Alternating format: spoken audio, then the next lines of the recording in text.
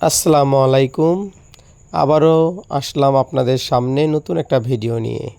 আজকে আপনাদের দেখাবো ছোট্টবেলায় কিভাবে আমরা খেলাধুলা করেছি।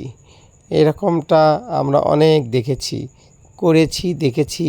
কিন্তু এরা একদিন বড় হবে, অনেক বড় মাপের মানুষ হবে, দেশকে বিদেশ ঘুরে বেড়াবে। আর এখন তাদের মন ফুরফুরে, দেখেন কত সুন্দর খেলাধুলা করতেছে।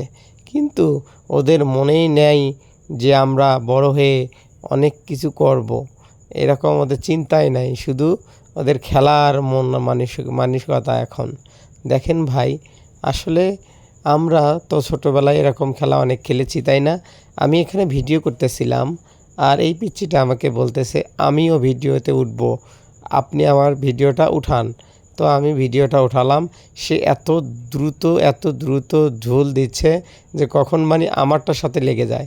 তো বললাম আস্তে আস্তে খেলো, যে কোনো সময় পড়ে যাবে। কয় না, আমি পাকা আছি, আমি পড়বো না।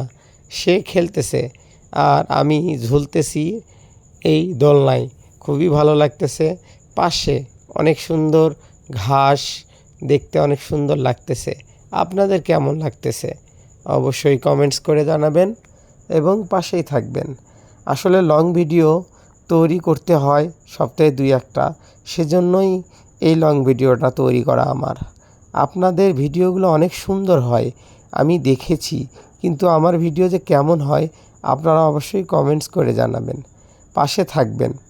আর আমরা যারা ফেসবুকে কাজ করতেছি, নিয়ম মেনে তো কাজ করতেই হবে, না হলে কোনো উপায় নেই। দেখেন ছেলেটা কী অবস্থা, সে সামনে চলে আসলো, আবার পিছনে গিয়ে দোলনায় উঠে বলল।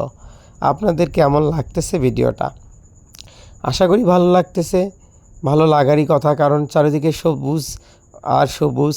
আমাদের বাসাটা এমন জায়গা যে চারিদিকেই সবুজ, দেখতে অনেক ভালো লাগে। আর রেল ক্রসিংয়ের পাশেই সামনে একটা রেল ক্রসিং আছে, ওই পাশে, সেখান থেকে লোকজন এসে এখানে বসে থাকে অনেক সময়।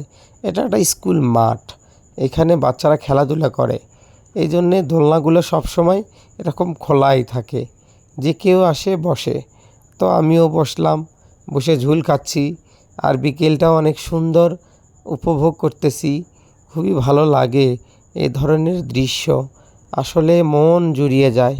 কি বলবো আপনাদের, গ্রামে তো থাকা হয় না অনেক দিন, শহরে আছি, আর শহরের পরিবেশ মানিয়ে নিচ্ছি। পরেও গ্রামের কথা তো মনে পড়েই, ঠিক বলেছি না? গ্রামে থেকে আসা লোকগুলো শহরে এসে মনে হয় যে বন্দি হয়ে যায়, এরকম ভাব। আসলে আমরা শহরে অনেক দিন থাকি, তাই আমাদের কিছু মনেও পড়ে